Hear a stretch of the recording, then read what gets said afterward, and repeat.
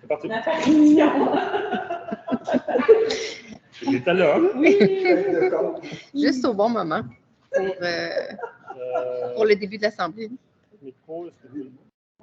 Non. Ouais. Un classique. Je t'inquiète, je t'inquiète. Ouais, c'est bon. Est-ce que tout est bon? Je peux y aller? Bonsoir. Je pense que c'est... Comment on appelait ça déjà, le conjoint d'une mairesse? Il semble qu'il y avait un nom pour les conjoints de maire, mais les conjoints. Comment on dit? Ah, ouais, c'est ça. Non, le consort. Le consort. On est prêt? OK, pardon. Alors, bonsoir tout le monde. Bienvenue à cette séance ordinaire du 4 décembre 2023. Avant de débuter la séance, je veux prendre quelques minutes pour offrir nos condoléances, l'ensemble du conseil, à la famille et aux amis de Daniel Langlois. Il a été retrouvé mort dans des circonstances tragiques, comme tout le monde a appris ce week-end. Je tenais aussi à faire un petit point parce qu'il y a toutes sortes de choses qui sont dites, apparemment des entrevues même à la radio, sur d'éventuelles possibilités de développement sur le mont Pinacle. Premièrement, c'est absolument pas approprié dans les circonstances. Je veux dire, on va laisser le temps aux gens de vivre le deuil, puis c'est surtout quelque chose qui est absolument impossible d'arriver compte tenu du caractère de préservation qui est octroyé au sommet du mont Pinacle. Alors voilà. On va poursuivre avec l'adoption de l'ordre du jour. Qui en fait la proposition? Catherine et Bob. On a 3 procès-verbaux à approuver ce soir, celui du 2 octobre, du 6 novembre et du 13 novembre. Alors, pour le 2 octobre, qui était la séance régulière, qui propose? Marie-Claude et Bob. Le procès-verbal du 6 novembre, Catherine et Josiane. Et pour le 13 novembre, la séance spéciale, Bob et Stéphanie? Parfait. Oui. Elle n'a pas été changée? Non, le 6 novembre, c'est la bonne date. C'est la bonne date, le 6. Oui, mais sur nos documents, ici, c'est... OK, ce qui est apparu? Dans le public. OK, dans le public n'a pas été modifié, mais il est sur nos documents. Merci, Catherine. Alors, l'adoption de la liste des comptes à payer. On en a fait le tour ensemble la semaine dernière. Est-ce qu'il y avait des points à discuter encore ou ça vous convenait? Qui propose? J'ai Bob et Josiane. Alors, on va avec le suivi info de la mairesse. Alors, tout d'abord, c'était Friedrichsburg. Il était vraiment comme beaucoup de reconnaissance ce week-end avec notre directeur incendie qui a été nommé parmi les personnalités de l'année par le magazine L'Actualité, qui apparaissait en première page sur la photo, comme pompier forestier. Il a été travaillé beaucoup dans le nord du Québec et dans l'ouest canadien cet été. Alors, on est bien fiers et bien respectueux du travail qui est fait par notre directeur. Ensuite, il y a notre marché de Noël qui était dans la presse. La presse mentionnait 6 marchés de Noël à découvrir au Québec cette année. Et pour l'Estrie, c'est le marché de Noël de Friedrichsburg qui était suggéré, alors que c'est comme grâce aux bénévoles qui s'impliquent pour la décoration puis l'organisation. C'est vraiment comme un super beau marché de Noël. J'espère que vous allez tous en profiter pour y assister. D'ailleurs, si certains sont intéressés, il reste encore quelques places comme bénévoles au stationnement le dimanche. Je voudrais dire aussi merci aux membres de l'escouade bienveillante qui ont organisé hier, ici même, un premier marché gratuit à Friedrichsburg qui s'est super bien déroulé. C'était très festif, une ambiance très chaleureuse. Puis ça a vraiment comme créé de belles rencontres. Je pense certainement une activité qui sera à refaire dans les prochaines années. Alors, merci pour l'organisation. Merci à l'escouade. Je tiens à rappeler aussi qu'on est en sélection de membres pour les comités patrimoine bâti et le comité consultatif en urbanisme. Alors, la sélection va se faire au premier conseil du mois de janvier, qui sera le 15 janvier, si je me rappelle. Alors, si ceux qui sont intéressés, on attend vos lettres d'intention, votre curriculum à la municipalité à freelishburg.ca. Puis aussi dire un merci. Vous avez sûrement, il fait noir, vous êtes arrivés, vous avez vu l'éclairage à l'extérieur, le travail qui a été fait. Alors, un gros merci à Monique, Michel et Manon, notre trio de bénévoles en feu là, qui ont décoré le village cette année. C'est vraiment comme super, c'est vraiment comme très agréable et ça donne un petit esprit des fêtes, surtout avec la neige qui est tombée aujourd'hui. Et je voudrais aussi dire merci à Joanne Ouellette qui a tenu fort de nombreuses années à décorer notre village, même encore cette année, les boîtes sur le pont sont en grande partie son œuvre. Je termine juste en disant, mettez le 16 décembre, 16 heures à votre agenda. D'autres conseillers vous expliqueront pourquoi, mais je veux déjà que vous réserviez cette date-là. Alors, on passe au point 7, correspondance. On n'a pas de correspondance. Pour le conseil. Pour le conseil, non. OK, c'est bon. Le point 8. Alors, pour le point 8, demande de PIA, je vais passer la parole à Marie-Claude Aubin, qui est la nouvelle représentante du conseil au sein du comme annoncé. Alors, pour ton premier, c'est un petit CCU. Oui, c'est bon. On t'écoute, vas-y.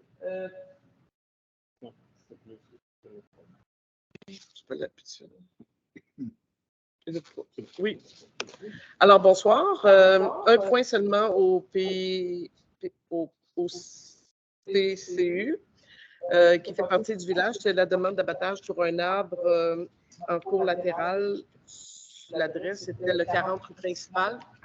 Ça a été approuvé parce que l'arbre était dangereux de tomber sur la maison ou sur des gens qui passaient. Alors, compte tenu de ces renseignements faits par un professionnel, il a été coupé. OK, parfait. Alors, qui propose? Stéphanie et Bob. Il n'y avait pas 2 arbres? Il me semble que c'était un. Il me semble me rappeler, c'est pas plus. Mais les deux, s'il y avait 2 arbres, en tout cas, le rapport en faisait état. Là. Okay. Puis on demande le remplacement de l'arbre pour faire une plantation printemps. Oui, parfait. C'est bon. Voilà. Alors, le point 9, demande de consentement eau de ruissellement. Alors, simplement, je voudrais comme mentionner que la municipalité a reçu un avis de la part des propriétaires. En fait, attendez, je veux juste être sûre que je dis la bonne chose. Là. Oui, on a reçu une correspondance d'un propriétaire sur le lot 58-97-754 qui est sur la rue principale parce qu'il y avait de l'écoulement d'eau, dans le fond, d'eau de ruissellement qui arrivait sur sa propriété. Puis, il en a avisé la municipalité. Et nous, ce qu'on a fait, c'est aviser le propriétaire qui est en amont, dans le fond, de ce propriétaire, du premier propriétaire, pour lui dire de régler la situation. Puis, ce qu'on veut, nous, c'est que les 2 propriétaires s'entendent puis conviennent à la municipalité, qu'ils se sont entendus, puis que la situation est réglée, puis que la responsabilité de la municipalité n'est nullement en cause dans cette situation. Alors, on veut donc que les propriétaires des lots concernés nous confirment ce que je viens d'évoquer, soit l'entente qui serait intervenue entre eux, puis ils considèrent le dossier comme étant clos. Alors, qui propose? OK, j'avais Marie-Claude et Josiane. Demande de consentement au point 10, développement immobilier Freelishburg en haut. Alors, vous le savez, c'est un projet qui est en cours depuis un petit bout de temps. On est dans l'attente de reprendre les infrastructures. La municipalité reprendrait les infrastructures, routes, aqueducs et sanitaires. Il reste encore quelques éléments à corriger. Donc, ce qu'on cherche ici pour faire avancer les choses, dans le fond, c'est on a transmis aux propriétaires les éléments à corriger. Des travaux correctifs, il y a 2 foyers d'érosion qui ont été détectés sur la route. On lui demande de le corriger. Le promoteur doit aussi fournir à la municipalité l'équipement qui va permettre à nos employés d'intervenir sur la pompe du surpresseur qui est installé. Cette pompe étant installée sous le sol, est enterrée. Ça demande un équipement spécial. La municipalité va s'occuper de la formation, mais le promoteur aura à fournir l'équipement. Puis donc, aussi que la mise en place de la télémétrie au niveau du poste de surpression, qui en ce moment est toujours souterraine, a besoin d'être retirée pour être à l'extérieur du sol, pour qu'on puisse facilement y accéder puis comprendre ce qui se passe, dans le fond, les enjeux de panne ou de bris qui pourraient survenir. Alors, Bob propose et j'ai Catherine qui seconde. Point 11, émission d'un chèque à l'ordre de FNX Innov, encadrement du projet promoteur. Bien, ça, c'est la suite, dans le fond, de ce que je viens d'évoquer.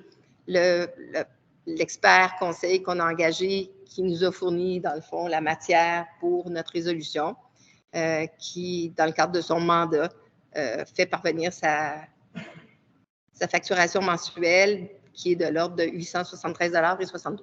Qui propose? Stéphanie et Bob. Point 12, émission d'un chèque pour Brousseur, prolongement d'aqueduc et qualité d'eau potable. Alors, c'est dans le cadre des 2 mandats qui ont été octroyés, toujours aussi dans le cadre de l'enveloppe budgétaire qui avait été consentie. Donc, la municipalité de Fredericksburg a versé à Brousseur la somme de 17 625,67 $ pour les services d'ingénierie qui ont été rendus dans le cadre des 2 projets, conformément aux factures qui ont été déposées. Qui propose? Catherine et Stéphanie. Émission d'un chèque à l'ordre de Morancy. Alors, c'est notre bureau d'avocats qui nous a soumis une facture pour le mois de novembre de 1153,66 $. Alors, qui propose? Marie-Claude et Josiane. On a un chèque à faire aussi à la ville de Cowansville en vertu de notre entente sur les loisirs. Le chèque est de l'ordre de 6 185,55 $ et concerne, dans le fond, dès que l'entente qu'on a, c'est quand des citoyens de Fredericksburg participent à des activités de Cowansville, ils payent la même chose que les citoyens de Cowansville et c'est la municipalité qui défraie la différence de ce qui est perçu normalement pour les autres citoyens. Alors, ça, c'est pour 2 enfants, pour la natation, entre autres, qui est assez populaire. 2 enfants, 5 adultes, 4 enfants pour des équipes de natation et 3 enfants pour le hockey mineur. Qui propose? Stéphanie et Josiane. Point 15, émission d'un chèque à l'ordre de minimaliste, pavillon communautaire mobile. Alors, il y a 2 résolutions qui se suivent ici. La première, c'est pour, dans le fond, vraiment comme la livraison et la réception du pavillon mobile. Un chèque de 88 380 $ et taxes incluses. Taxes incluses. Et ce pavillon mobile qui sera ici, entre autres, le 16 septembre à 16 h pour notre lignée d'inauguration qui se fera à ce moment-là. Il sera aussi inauguré. J'ai dit quoi? J'ai dit septembre. Où étais-je? Alors, c'est bien décembre, 16 décembre à 16 h. Alors, qui propose? Stéphanie et Catherine. Oui. Oui, effectivement, il y avait une subvention là-dessus qui était de l'ordre des 2 tiers et c'était pour un maximum de 75 000. Donc, il y avait 50 000 sur ce 88 000 qui étaient subventionnés. Point 16. Ensuite, toujours pour minimaliste, c'est une plateforme d'accès patinoire. Donc, le pavillon est mobile. Quand il va être installé pour l'hiver, on commence cette fois-ci par l'installer pour le week-end du marché de Noël. Au fond, il va être dans le stationnement de la municipalité, mais transféré après à son lieu dans le fond, de résidence pour l'hiver, qui est donc à côté de la patinoire pour servir de chalet pour les patineurs. Il y a une plateforme qui va être installée, dans le fond, pour y accéder. Le chèque à émettre est au montant de 17 246,25 $. toujours pour minimaliste. Alors, qui propose? Stéphanie, Bob. Point 17, c'est le groupe Palladium. Il y a un chèque à leur verser d'un montant de 6 001,69 $. Ce chèque couvre 25 du contrat annuel qu'on octroie à Palladium, qui est notre préventionniste engagé sur le territoire de la municipalité, le groupe, dans le fond, de préventionnistes. Et 25 donc du contrat annuel et également la rédaction de 9 plans d'évacuation qui ont été réalisés à la demande du Conseil. Alors, qui propose? Catherine et Stéphanie. Émission d'un chèque, reconduction du mandat d'accompagnement d'Alain Saladius au point 18. Alors, il y a un chèque à verser pour M. Saladius d'11 396,32 $. Je rappelle que M. Saladius, c'est l'ingénieur expert qui nous accompagne dans toutes nos démarches, non seulement en ce qui concerne l'usine d'épuration, il nous assiste aussi dans le dossier de l'adoucisseur d'eau et également dans tout le dossier de préparation des documents pour la TEC, les subventions pour la TEC. Alors, donc, puis on s'engage à prolonger, dans le fond, le mandat de M. Saladius pour l'assistance dans l'identification des meilleures solutions de gestion des eaux potables et sanitaires. Qui propose? Bob? Marie-Claude.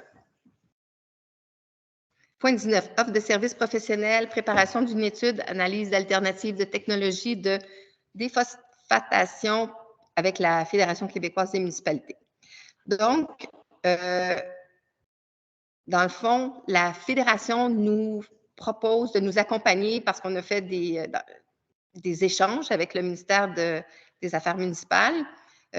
Puis, on a besoin donc de soutien pour que notre projet municipal d'usine d'épuration avance correctement et rondement. L'offre de service qu'ils nous proposent vise à préparer une étude qui va nous permettre de comparer les technologies de déphosphatation, qui inclut notamment l'évaluation des scénarios de déphosphatation, incluant le surdosage, l'estimation sommaire des coûts des travaux, des coûts d'exploitation pour chaque scénario de déphosphatation, une évaluation des coûts pour l'aménagement des soufflantes au lieu de pompes à jet et des recommandations quant aux modifications à réaliser à notre conception initiale qui a déjà été comme entamée. Tout ça vise vraiment comme à aller chercher le maximum des subventions qui vont nous être autorisées dans le cadre du Primo. Puis ce mandat-là qu'on donne à la Fédération québécoise doit se faire dans l'intérieur d'un cadre budgétaire de 12 000 $. Qui propose? Ben, Stéphanie et Catherine. Le point suivant, 21. Avis de motion au projet de règlement qui vise à modifier le règlement portant sur le contrôle animalier. Alors donc, c'est un projet, un avis de motion qui est donné ce soir pour une adoption future. Ah, OK. Oui, j'avais décidé de sauter comme ça, excusez. Donc, un avis de motion aussi pour le projet de règlement pour modifier notre règlement qui porte sur l'utilisation de l'eau potable. On a adopté très récemment notre règlement sur l'eau potable. Il semble, pour être conforme, que nos demandes de subvention soient bien reçues et qu'on nous fasse un beau sourire quand on les reçoit. Il y a certaines petites choses qu'on devait changer à notre réglementation. Notamment, c'était rien de majeur, mais ça concernait les urinoirs. Alors donc, il faut contrôler le débit d'eau sur les urinoirs. C'est un élément qu'on avait fait sauter parce qu'on considérait qu'à Fredericksburg, c'est pas quelque chose qui est vraiment, je dirais pas d'actualité, mais présent en nombre assez important pour qu'on puisse agir. Donc, on va, entre autres, corriger cet oubli, je dirais comme ça. Alors, qui donne l'avis de motion? Oui, ça tombe bien parce qu'il est écrit « Je, conseillère municipale » sur mon texte. C'est très bien. Le point 21, l'avis de motion, donc je retourne à ce que je disais tantôt, projet de règlement pour modifier le règlement portant sur le contrôle animalier. C'est un projet qui vise à procéder à la refonte et à la mise à jour des dispositions concernant les chiens dangereux. Alors, il y a deux volets à ça. Ce règlement, dans le fond, ce projet de règlement qu'on vise à adopter, puis ce sera suivi par la tarification qui sera liée à ça. Alors, pour cette première portion, qui propose? Marie-Claude et... Ce dépôt. Ah, ben oui, tu as bien raison. Un avis de... Oui, absolument. Alors, Marie-Claude. Mais c'est je conseiller municipal. Fait qu'on va mettre ça au féminin. Non, je fais une blague. Point 22. Avis de motion au projet de règlement visant à modifier le règlement sur les permis et certificats. C'est là qu'on ajoute la tarification. Oui, exact. Alors là, c'est le point qui va toucher à la tarification qui est reliée à notre futur règlement sur le contrôle des chiens dangereux. Alors, qui donne l'avis de motion? Catherine. Parfait. Non, c'est conseiller qui est écrit. Je suis désolée. Point 23. Programme d'aide à la voirie locale, le volet projet particulier d'amélioration. Alors, ça vise à ce que le Conseil approuve les dépenses de 33 500 $ relatives aux travaux d'amélioration qui sont à réaliser et aux frais inhérents admissibles qui sont mentionnés au formulaire émis par le ministère. Puis on reconnaît que si on ne respecte pas les règles établies puis qu'on ne fait pas notre édition de compte, on n'aura pas d'aide financière. Alors, qui propose? Catherine et Josiane. Point 24. Adoption de la politique culturelle. Un grand moment ici. Alors donc, après beaucoup de travail et vraiment d'assiduité, d'efforts, de consultation, de concertation, de révision, on arrive à adopter la politique culturelle de la municipalité de Fredericksburg. Je rappelle que c'est la première politique culturelle de notre municipalité. Qui est présenté par notre comité consultatif tourisme culture et tourisme. Alors, je voudrais, avant qu'on l'adopte, dire vraiment, remercier très chaleureusement tous les membres du comité consultatif qui ont participé, qui ont travaillé à ça, toutes les personnes qui ont été impliquées et tous les collaborateurs, autant ceux qui ont participé au niveau des sondages en ligne ou les artisans et artisanes qui se sont présentés à l'église pour répondre aux demandes du comité. Alors, c'est le moment de proposer. Alors, j'imagine que j'ai Marie-Claude ici qui proposera cette politique, secondée par Stéphanie. Merci. Oui.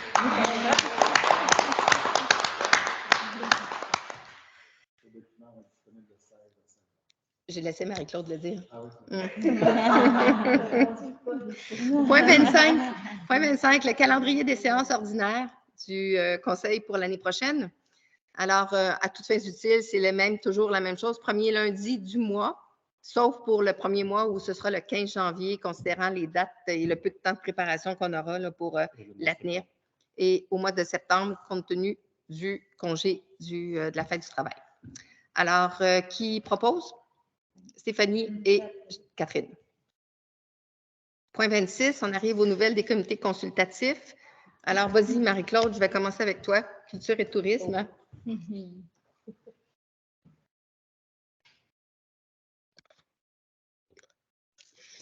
Alors, ben voilà, le jour tant attendu va finir par arriver. Un gros merci à Monique Duprat en passant pour la mise en page de la politique culturelle. C'est vrai. Et puis, le lancement de cette politique aura lieu publiquement ici le 16 décembre, le 16 avril. Tu vois, moi, je disais 16 septembre tantôt. 16 décembre à 16 h. Alors, vous êtes tous invités, naturellement. Ici même, au deuxième étage de l'Hôtel de Ville. Oui, ça va être la même fin de semaine que le marché fermier, donc le marché de Noël, donc c'est facile à retenir. Le samedi, le marché de Noël à la fin de la journée à 16 h. On s'en vient ici, puis on fait le lancement de cette magnifique, je l'avoue, politique culturelle. Oui, effectivement. C'est très inspirante, puis très sincèrement, la voir monter, ça lui donne beaucoup de coffre. Oui, exact. Du côté société, vas-y. Ben, je fais la suite. Oui. Nous, dans le fond, comité société, on est dans le projet bibliothèque, d'abord, qui avance bon train. On fait les bibliothèques grâce à l'aide de nos employés à la municipalité. En fait, ont été montés, fixés au mur, donc c'était plus tard. On a reçu, j'en pourrais dépasser, outre le fait qu'on a reçu un don, un tapis. D'après moi, on devait t'entendre. Le mien est ouvert. Donc, on a reçu notre tapis, tout ça. On est en train en ce moment de placer les livres dans les rayons. Donc, ils sont classés. La section roman est terminée d'être placée et ils sont classés en ordre alphabétique aussi. Là. Donc, il y a quand même un souci là, de respecter un petit peu ce qu'on voit en bibliothèque habituellement. On prend encore les dons, bien sûr. Notre section enfants est à garnir. Donc, appel à tous, les livres pour enfants sont nécessaires. Il nous reste encore quelques boîtes à placer. Et puis, ben, on va profiter dans le fond, on va joindre nos deux événements ensemble. Donc, lorsqu'il y aura l'inauguration de la politique culturelle, ce sera aussi le lancement de la bibliothèque. Les heures d'ouverture seront le mercredi de 13h à 20h et le dimanche de 10h à 14h. Puis j'aimerais souligner dans le fond, la participation de notre extraordinaire communauté parce que samedi, j'ai mis une publication sur Facebook pour faire appel aux bénévoles, pour demander des bénévoles pour avoir des gens présents lors des heures d'ouverture. Puis dans le fond, les réponses ont été extraordinaires, si bien que dans le fond, chaque bénévole va faire un chiffre de présence de 2 heures par mois. J'ai comme 4 bénévoles pour les dimanches, plusieurs bénévoles pour les mercredis aussi. Donc, c'est vraiment extraordinaire l'engouement pour ce projet-là. Donc, ben, je trouve que ça va être formidable pour notre village. Super projet. Merci. Bravo. Merci, Stéphanie. Bob, est-ce que tu as un petit mot à dire? Donc, au comité agriculture foresterie, on est à préparer une rencontre au mois de février sur l'évolution un peu du territoire forestier agricole dans la municipalité. Donc, le comité a produit des cartes. On va inviter aussi des gens de la MRC à nous présenter là, le portrait de l'évolution des superficies agricoles et forestières depuis 20 ans, 30 ans et vers quoi on se dirige et d'avoir peut-être des moyens de regarder ce qu'on va faire dans l'avenir, avoir des points à discuter. Donc, c'est ça. Donc, en février, on est là-dessus. Donc, vous allez être informés de la date éventuellement, là, pas trop tard, au début janvier. Merci, Bob. Suzanne? Oui, Suzanne? du côté du comité environnement, on est en train de préparer la programmation pour 2024. Il va y avoir plusieurs conférences, mais dont justement celle avec le comité agriculture, c'est en partenariat avec le comité environnement. Puis sinon, on a aussi beaucoup parlé, on est revenu sur la pollution lumineuse. On avait eu une conférence l'année dernière qui avait été présentée par un membre du ciel étoilé de Mégantic. Puis là, on est en train de penser à prévoir de la réglementation à nos règlements par rapport à ça. Puis là, c'est un petit rappel en même temps, là, il fait noir ces temps-ci, on en a pour quelques mois, donc juste penser là, à la durée là, de vos éclairages extérieurs, dans le fond, la projection, puis aussi la couleur là, que vous choisissez, là, favoriser plus du blanchot, puis c'est ça. Donc, ouais. C'est un petit rappel. Donc, voilà pour le comité environnement. Merci, Josiane. Alors, au point Varia, il n'y avait pas rien à ajouter. Période des questions des contribuables. Est-ce qu'il y a des questions? Oui. Ben, moi, c'est une question, une précision. L'item 10, développement immobilier, en haut. Oui. C'est où ça, en haut? Ben, c'est le projet Belon. C'est le nom du produit du développement. Ça s'appelle Frelichburg en haut. OK, en haut. Donc, la rue de la Liberté, c'est Frelichburg en haut. C'est la rue de la Liberté. C'est ça. Ça, je connais ça, la rue de la Liberté. C'est bon. Mais en haut, je ne savais pas c'était où. C'était-tu en haut, par là ou par là? C'était par là. Est-ce qu'il y a d'autres questions? C'est bon? Alors, je propose que quelqu'un... Oui? Ah! OK, oui, c'est bon. Alors, qui propose la levée de l'Assemblée? J'ai Stéphanie et Catherine. Ben, merci tout le monde. Merci.